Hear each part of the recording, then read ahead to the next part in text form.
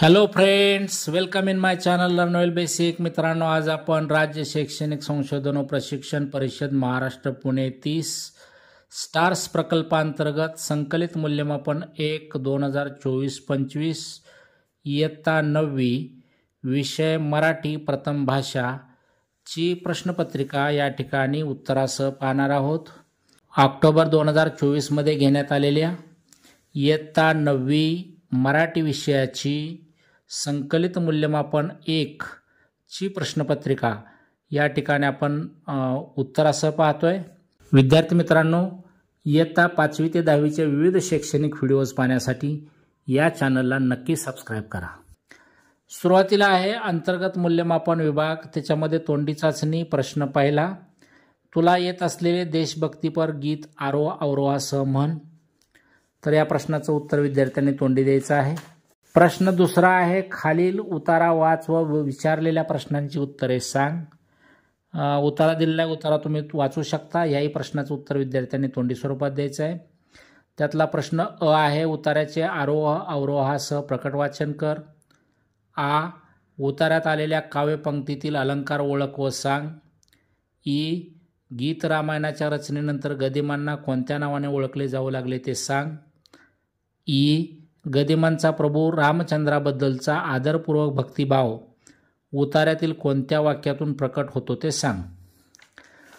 त्यानंतर अंतर्गत मूल्यमापन प्रश्न तिसरा पहा. शब्दकोशाच्या मदतीने पुढील 5 शब्दांची खाली दिलेल्या मुद्द्यांना अनुसरून माहिती वहीमध्ये लिही म्हटलेलं आहे. या ठिकाणी शब्द दिलेत आहुती, सोहम, वल्ल, निरपेक्ष, रौद्र आणि त्याचा अर्थ, लिंग आणि शब्द प्रकरणातील उपप्रकार आपल्याला पूर्ण करायचे आहेत अंतर्गत मूल्यमापन अंतर्गत. प्रश्न चौथा, शिक्षकांनी वाचून दाखवलेली बातमी लक्षपूर्वक ऐक व त्यावर आधारित विचारलेल्या प्रश्नांची उत्तरे वहीमध्ये लिही म्हटलंय. शिक्षकांनी मुलांच्या भावविश्वाशी संबंधित कोणती एक बातमी विद्यार्थ्यांना वाचून दाखवावे. तर त्याच्यावर प्रश्न विचारले जातील. तुम्हाला बातमीचे शीर्षक लिही, बातमीची घटना, प्रसंग, घडलेले ठिकाणे लिही, बातमीचा मुख्य आशय लिही, प्रस्तुत बातमीमध्ये आणखी कोणता मजकूर असणे अपेक्षित आहे ते लिही. 5वा आहे, बातमीतील घटना किंवा प्रसंग घडलेला दिनांक लिही. आता यानंतर आपण पाहणार आहोत लेखी चाचणी. प्रश्न 5वा, खालील उतारा वाच व त्यावर आधारित दिलेल्या प्रश्नांची उत्तरे लिही. अ आहे. आता खाली उतारा दिलेला आहे पहा. उतारा तुम्ही वाचू शकता. त्याच्यावर आधारित प्रश्न पहा. अ, कोणती ते लिही. माणसाला जन्मता प्राप्त होणारी नाती. तर आपल्याला अनेक नाती सांगता येतील. उदाहरणादाखल मी लिहिले आहेत, मुलगा, मुलगी, भाऊ, बहीण, नातू, नात. तुम्ही इथं कोणती 2 नाती लिहिली तरी चालतील. आ, कसे ते लिही. आई मुलाला कसे घडवते हे उतार्याच्या आधारे लिही म्हटले. तर याचं उत्तर देता येईल आपल्याला उताराच्या आधारे. कुंचल्यासारखे हळुवारपणे, छिन्नीच्या कठोर घावाप्रमाणे.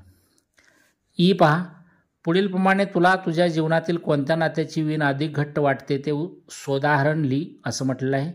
तू आई, तू बाबा, तू मित्र, तू शिक्षक. तर आपल्याला यापैकी कोणतंही एक नातं इथं घ्यायचं आहे आणि त्याची वीण घट्ट वाटते ते उदाहरणासह लिहायचं आहे. हा स्वमतावर प्रश्न आहे पहा. याला 3 गुण आहेत. प्रत्येकाचं उत्तर वेगळं वेगळं असू शकतं. मी लिहिलेलं उत्तर पहा. माझ्या जीवनात मला मी आई ही वीण अधिक घट्ट वाटते, कारण सुखदुःखात आई सदैव साथ देत असते. एकदा मी खूप आजारी असताना दिवसरात्र आई माझ्याजवळ बसून होती. माझ्या आवडीनिवडीनुसार पदार्थ तयार करून मला प्रेमाने खाऊ घालत होती. तिच्या या प्रेमामुळे व कधी जबरदस्तीमुळे वेळप्रसंगी मी लवकर बरा झालो.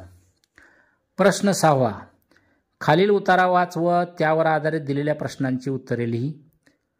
उतारा दिलेला आहे खाली. दुपार होते एखाद्या शहरात, नाही तर महानगरीत, वगैरे वगैरे तो उतारा आहे.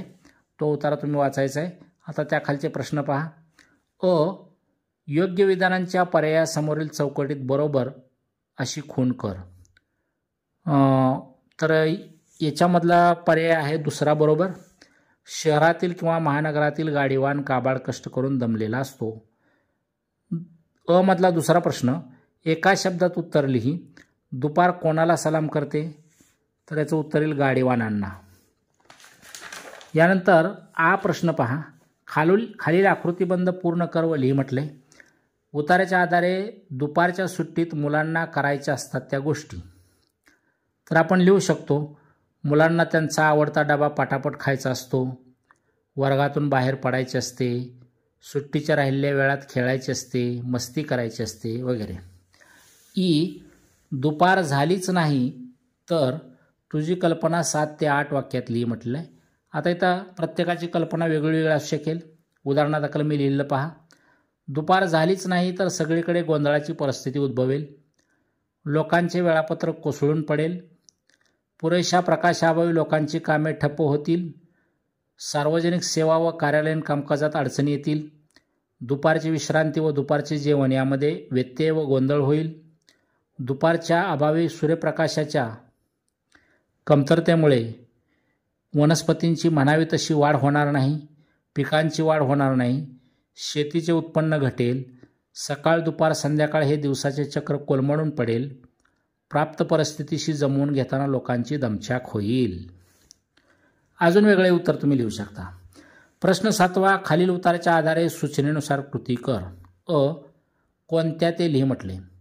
आता उतार आपण दिलेला आहे. सौजन्य हे सज्जनाकडून अपेक्षावयाचे असते वगैरे. उतार आहे तो वाचायचा आहे तुम्ही. त्याच्यावरचे प्रश्न पहा. कोणत्या ते लिही. सौजन्यशील व्यक्तीच्या मनात असलेल्या भावना. तर याचं उत्तर आपल्याला लिहिता येईल प्रेम, सहभावना, आपुलकी, स्नेहशीलता. कोणत्याही 2 भावना लिहिल्या तरी तुम्हाला 2 गुण मिळतील. खाली दिलेली चौकट पूर्ण कर. सौजन्य साकारते आणि प्रकटते दिले आहे. साकारतेच्या खालील मनातून आणि प्रकटतेच्या खालील कृतीतून. प्रश्न 8वा. कवितेच्या आधारे सूचनेनुसार कृती कर. या ठिकाणी कविता दिलेली आहे. या झोपडीत माझ्या. तर राजास जी महाली सौख्ये कधी मिळाली ती सर्व प्राप्त झाली या झोपडीत माझ्या. अशी कविता आहे. ती कविता तुम्ही वाचू शकता. त्यावरचे प्रश्न पहा. कवितेत आलेल्या आशयानुसार पुढील घटकांची तुलना कर म्हटलेलं आहे. झोपडीतील सुख आणि महालातील सुख 2 कॉलम आपल्याला पूर्ण करायचे आहेत. तर झोपडीतील सुखमध्ये येईल रात्री झोपताना चांदण्याकडे ताऱ्यांकडे पाहण्याचे सुख, शांत झोप, चोरांची भीती नाही वगैरे. आणि महालातील सुख मऊ बिछाने, कंदील, शामदाने. आपल्याला असं उत्तर लिहिता येईल. पहा. झोपडी उत्तर येईल असा प्रश्न तयार करून लिही. प्रत्येकाचं उत्तर वेगळं असू शकेल. मी लिहिलेलं उत्तर पहा. कवीला सर्व सुखे कोठे प्राप्त झाली आहेत. पुढील अर्थाच्या कोणत्या ओळी कवितेत आल्या आहेत ते लिही म्हटले. राजवाड्यात परवानगीशिवाय प्रवेश करता येत नाही. अटकाव हा शब्द तिथे असतो. माझ्या झोपडीत येण्यासाठी भीती वाटणार नाही. झोपडीत सर्व माणसांचे मुक्तपणे स्वागत होते. तर या अर्थाच्या आलेल्या ओळी आहेत. जाता तया महाला मज्जाव शब्द आला, भीती न यावयाला या झोपडीत माझ्या. आता पहा प्रश्न. खालील काव्यपंक्तीतील विचार सौंदर्य लिही म्हटले. भूमीवरे पडावे, ताऱ्यांकडे पहावे, प्रभुनाम नित्य गावे या झोपडीत माझ्या. आता ह्याचंही उत्तर आपण स्वतःच्या शब्दात लिहू शकता. मी लिहिलेलं उत्तर पहा. प्रस्तुत काव्यपंक्ती राष्ट्रसंत तुकडोजी महाराज रचित या झोपडीत माझ्या या कवितेतील असून महालाच्या तुलनेत झोपडीमध्ये अधिक सुख, समाधान, आनंद आहे असा संदेश कवी देतात. झोपडीमध्ये जमिनीवर पडून ताऱ्याकडे पाहता येते. त्यावेळेस आपण परमेश्वराचे नामस्मरण करत ताऱ्याकडे पाहू शकतो व आपण आरामात झोपू शकतो. हे सुख महालात नाही. प्रश्न 9वा. खालील अभंग वाच व त्या खालील प्रश्नांची उत्तरे लिही. धरिला पंढरीचा चोर, गळा बांधून या दोर. हा संत जनाबाईंचा अभंग या ठिकाणी दिलेला आहे आणि त्याच्यावरचे प्रश्न आपल्याला सोडवायचे आहेत. आहे. खाली दिलेल्या मुद्द्यांच्या आधारे प्रश्नांची उत्तरे लिही. प्रस्तुत अभंगाचे कवी किंवा कवयित्रीचे नाव. तर संत जनाबाई. प्रस्तुत अभंगांचा विषय विठ्ठलाचे प्रेम व जवळीक लाभावी म्हणून त्याला हृदयाच्या म्हणजेच मनाच्या बंदीखान्यात कोंडून ठेवणे. अभंग आवडण्याची अथवा न आवडण्याची कारणे. तर याचं उत्तरही प्रत्येकाचं वेगवेगळं असू शकेल. मी लिहिलेलं उत्तर आहे. मला हा अभंग आवडला कारण प्रस्तुत अभंगात देव आपल्यापासून कधीही कोणत्याही परिस्थितीत दूर जाऊ नये ही आर्त भावना आहे. दुसरं, यमकांचा सुंदर वापर असल्याने अभंग विविध चालींवर गाता येतो. तिसरं, कवयित्री देवावर हक्क गाजवताना म्हणते जीवेन सोडी मी तुला यातून कवयित्री व देव यांच्यातील अतूट नाते स्पष्ट होते इत्यादी उत्तर आपल्याला लिहिता येऊ शकतं. आ. खालील काव्यपंक्तीचे रसग्रहण कर. निंदास्तुती सम मानिती जे संत पूर्ण धैर्यवंत साधू ऐसे. तर ह्या पंक्तीचं रसग्रहण आपल्याला करता येईल. आशय सौंदर्य, काव्य सौंदर्य आणि भाषिक सौंदर्य या ठिकाणी आपल्याला लिहावं लागेल. आशय सौंदर्य पहा. संत नामदेवांनी जैसा वृक्षा नेणे या त्यांच्या अभंगामध्ये वृक्ष हे प्रतीक वापरून संतांचे महत्त्व किंवा महती सांगितले आहे. संतांचे एकूण आचरण किंवा वर्तन हे मान सन्मान स्तुतिनिंदा यांच्या पलीकडचे असते. आपणही संतांचा हा आदर्श घ्यावा असा संदेश या अभंगातून दिला आहे. काव्य सौंदर्य पहा. ज्या प्रकारे झाडे ही पूजा केली किंवा त्यांना तोडले तरी त्यांना दुःख किंवा मान अपमान मानत नाहीत, तद्वत संत सज्जन स्तुतीने हुरळून जात नाहीत किंवा निंदेने दुःखी होत नाहीत. अशा धैर्यवान साधू संतांची भेट होणे म्हणजे परमेश्वराचीच भेट होणे होय. भाषिक सौंदर्य पहा. वरील रचना अभंग या लोकछंदातील आहे. हा मोठा अभंग असून पहिल्या 3 चरणात 6 व 4थ्या चरणात 4 अक्षरे आहेत. दुसऱ्या व तिसऱ्या चरणात यमक साधले आहे. साध्या सरळ कळणाऱ्या भाषेत वृक्ष हे प्रतीक वापरून नेमके तत्व सांगण्याची हातोटी कवीने साधली आहे. प्रश्न 10वा. खालील प्रश्नांची सविस्तर उत्तरे लिही. त्यातला अ. व्यंगचित्र हे दोष मांडण्याचे एक प्रभावी साधन आहे. कसे ते खालील चित्राचे निरीक्षण करून त्या आधारे लिही म्हटलेलं आहे. तर इथं दिलेलं जे व्यंगचित्र आहे त्यावर हा प्रश्न आहे. आपण असं उत्तर लिहू शकतो. व्यंगचित्र हे दोष मांडण्याचे प्रभावी साधन आहे हे आपणास दिलेल्या चित्राचे निरीक्षण केल्यास दिसून येईल. खेड्यात केस कापणारा मोठा माणूस व लहान मुलगा हे चित्र आपण पाहतो. या चित्रात केस कापणाऱ्या माणसाचा चेहरा उत्साही तर केस कापून घेणारा मुलगा त्याचा चेहरा कंटाळलेला वैतागलेला असा दिसतो. उत्साही चेहरा व कंटाळलेला वैतागलेला चेहरा असे भाव दाखवल्यामुळे मोठा माणूस व लहान मूल यांची वैशिष्ट्ये या चित्रातून दिसतात. आ. पावसाळा ऋतू व उन्हाळा ऋतू यामध्ये होणाऱ्या निसर्गातील बदलांची स्वानुभवाच्या आधारे तुलना कर व लिही म्हटले. प्रत्येकाचे आता वेगवेगळे अनुभव वेगवेगळे असू शकतील. मी लिहिलं उत्तर पहा. पावसाळा ऋतू, उन्हाळा ऋतू. पावसाळा ऋतू. पावसाळ्यात झाडे झुडपे व गवत हिरवेगार असते. उन्हाळ्यात झाडे झुडपे सुकलेले असतात तर गवत वाळलेले असते. दुसरं. पावसाळ्यात नद्या ओढे तलाव विहिरींना भरपूर पाणी असते. उन्हाळ्यात नद्या ओढे तलाव इत्यादींना खूप कमी पाणी असते. तिसरं. पाणी विपुल प्रमाणात असल्याने शेते पिके बहरलेली असतात पावसाळ्यात. उन्हाळ्यामध्ये पाण्याअभावी शेतात पिके नसतात. चौथा. पावसाळा ऋतूमध्ये पावसाळ्यात वातावरण आल्हाददायक असल्याने जीवसृष्टी आनंदी असते. उन्हाळ्यात उष्णता व उकाड्यामुळे जीवसृष्टी अस्वस्थ असते. प्रश्न 11वा. खालील काव्यपंक्तीच्या आधारे विचारलेल्या प्रश्नांची उत्तरे लिही. ऊट पुरुषोत्तमा वाट पाहे रमा दावी मुखचंद्रमा सकळी कासी. तर प्रस्तुत काव्यपंक्तीतील अलंकाराचं नाव आहे रूपक. प्रस्तुत काव्यपंक्तीतील उपमान आहे चंद्रमा. प्रश्न 12वा. खाली दिलेली उदाहरणे वाच व उदाहरणात असलेल्या रसांची नावे लिही म्हटले. असावा सुंदर चॉकलेटचा बंगला, चॉकलेटच्या बंगल्याला ट्रॉफीचे दार, पेपरमिंटच्या अंगणात फुले लाल लाल. तर इथं आलेला रस आहे अद्भुत रस. दुसरं उदाहरण. लाडका बाळा एकुलता फाशीची शिक्षा होता कवटाळून त्याला माता अति आक्रोशे रडते केविलवाणी भेटेन 9 महिन्यांनी. तर इथं आलेला रस आहे करुण रस. प्रश्न 13वा. खालील सूचनेनुसार कृती कर. अ. खालील वाक्प्रचारांचा अर्थ सांगून वाक्यात उपयोग करून लिही. तर पहिला आहे भविष्याचा वेध घेणे. अर्थ पुढच्या काळाचा अंदाज बांधणे. वाक्यात उपयोग प्रत्येकाचा वेगळा असेल. मी लिहिलेलं उत्तर पहा. आपण आपले क्षेत्र भविष्याचा वेध घेऊन निश्चित करावे. दुसरा वाक्प्रचार आहे हद्दपार होणे. अर्थ आहे जीवनातून कायमचे निघून जाणे.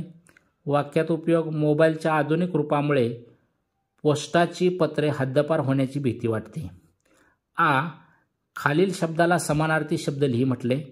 तर वाऱ्या याला समानार्थी शब्द लिहिता येतील आपल्याला. वायू, पवन, अनिल वगैरे. ई खालील शब्दाचे वचन बदल. काठी त्याचं वचन बदलून होईल अनेक वचन होईल काठ्या. ई खालील शब्दसमूहासाठी एक शब्द लिही म्हटले. समाजाची सेवा करणारा समाजसेवक. उ खालील शब्दातील अक्षरापासून एक अर्थपूर्ण शब्द तयार कर म्हटले. तर अनेक शब्द तयार होत आहेत. सुधारकपासून सुधार, धार, कर, सूर. उ लेखन नियमानुसार लेखन अचूक शब्द ओळख म्हटले. तर त्यातला गरिबी ग रला पहिली वेलांटी, बला दुसरी वेलांटी असा शुद्ध शब्द होईल. त्यानंतर उज्ज्वलमध्ये उ जला ज त्याला व आणि ल असा शब्द आपल्याला लिहिता येईल. ए विरामचिन्हे खालील वाक्यात विरामचिन्ह वापरून वाक्य पुन्हा लिहि म्हणले. बघतोस काय दीपक. तर बघतोस काय प्रश्नचिन्ह दीपक पूर्णविराम असं वाक्य लिहिता येईल. ऐ पारिभाषिक शब्द खालील शब्दांना प्रचलित मराठी शब्द लिहि म्हटले. तर सेक्रेटरीला पारिभाषिक मराठी शब्द काय येईल प्रचलित सचिव. प्रश्न 14वा खालील कृती सोडव. शुद्धलेखन स्पर्धेत जिल्ह्यातून प्रथम पारितोषिक मिळवलेल्या मित्रास किंवा मैत्रिणीस अभिनंदनाचे ईमेल स्वरूपात पत्र लिहि म्हटले. तर विद्यार्थी स्वतःच्या शब्दात त्या प्रश्नाचं उत्तर लिहू शकतात. प्रत्येकाचं उत्तर वेगवेगळं असेल. प्रश्न 15वा खाली दिलेली कृती सोडव. अ खाली दिलेल्या जाहिरातीचे निरीक्षण व विचारलेल्या प्रश्नांची उत्तरे लिहि म्हटले. तर इथं जी जाहिरात दिली आहे करूया मैत्री संगणकाशी किमया संगणक प्रशिक्षण केंद्र. तर आता ही जाहिरात तुम्ही वाचू शकता. याच्यावरचे प्रश्न पहा. पहिला प्रश्न संगणक प्रशिक्षण केंद्रासाठीची 3 वैशिष्ट्ये लिहि म्हटले. तर 1 सरावासाठी नवे संगणक उपलब्ध. दुसरं वेगवेगळे सरकारी निमसरकारी उपयोगी कोर्स घेतले जातील. तिसरं हप्त्याने पैसे भरण्याची सवलत. चौथं तज्ज्ञ व अनुभवी शिक्षक वर्ग. कोणतीही 3 वैशिष्ट्ये तुम्ही लिहू शकता. यापेक्षा वेगळी वैशिष्ट्ये तुम्ही लिहू शकता.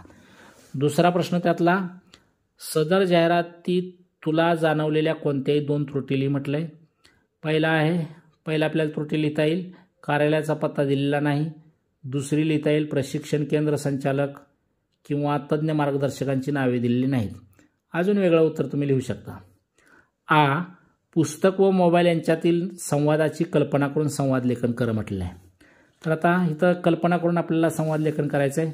प्रत्येकाचं उत्तर वेगळं असेल. मी लिहिलं उत्तर पहा. पुस्तक म्हणते खूप आनंदी दिसतोस तू. मोबाईल म्हणतो हो का नसावे, मी आता सर्वांचा लाडका झाला आहे. पुस्तक म्हणते अरे पण तुझ्या नादात मला बरेच जण विसरत चालले आहेत. मोबाईल म्हणतो हे तुझे म्हणणे बरोबर आहे मित्रा. पुस्तक म्हणते तू आता मित्र म्हणतोस म्हणून सांगतो, तुझ्या अतिवापरामुळे खूप दुष्परिणाम होत आहेत. मोबाईल म्हणतो खरे आहे पण कोण सांगणार आणि कोणाला. पुस्तक म्हणते हा प्रश्न आहे खरा. काही तज्ज्ञ लोक सांगून थकले की वाचाल तर वाचाल, मोबाईलचा अतिरेक टाळा वगैरे. पण मोबाईल म्हणतो अरे तुझ्या वाचनाचा फायदा आहेच, परंतु माझा जर योग्य वापर केला तर माझे महत्त्वही तुझ्यासारखेच आहे.